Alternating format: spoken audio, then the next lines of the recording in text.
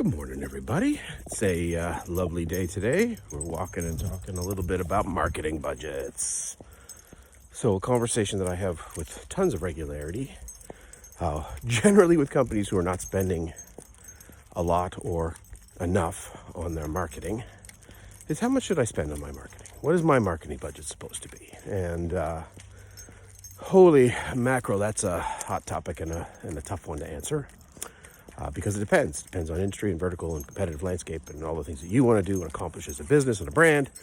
So it's a tough one. I'll throw some very highly grain of salt numbers at you. So if you're operating in the business-to-business space, commercial, industrial, some level of B2B, whatever that means to you, technology, throw whatever acronym on it you want. You should be considering numbers between 2 and 5% of your top line revenue as your marketing budget. And for a lot of, small to medium sized enterprises, that's a big number, way bigger than they're spending today.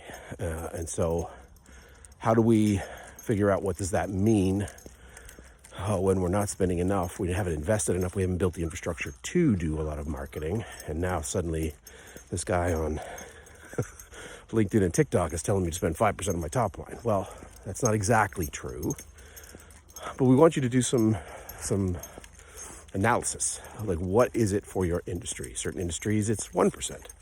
Certain industries, it's 10%. And so it's just understanding the landscape that you live in to see where do you need to invest appropriately, and are you good at it? If you're not good at it, don't throw 5% into the cauldron and expect good things to happen. So just try to figure out where you land on sort of A, the spectrum of sophistication around your marketing, and then B, what kind of marketing money should support it. And you might even lump in things like product development in there. There's a lot you can put into that. So again, that's a little bit of Google searching on your part, but think about that. If you are a consumer brand, if you are a consumer product, that number shifts to probably 5 to 10% of top line, because A, that's how the door opens, marketing in a consumer-based way. And B, you really have to focus your time and attention on how do you build a consumer brand or a consumer product or a consumer service that will allow you to get maximum insight into the market. So the numbers go up for B2C. So, and, some of these larger organizations spend way more than 10%. Those are usually very big companies with very big marketing budgets, but it's not 5 to 10%. So those are guideposts, things to think about.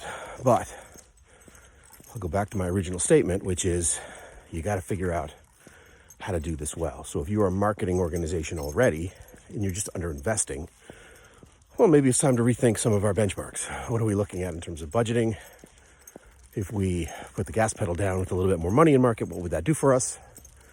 If you're not investing in marketing at scale, what is it that you need to be thinking differently about with your organization to try to get some effectiveness out there? So, as a top of funnel lead generation, demand generation concept, marketing is going to be very important in 2023.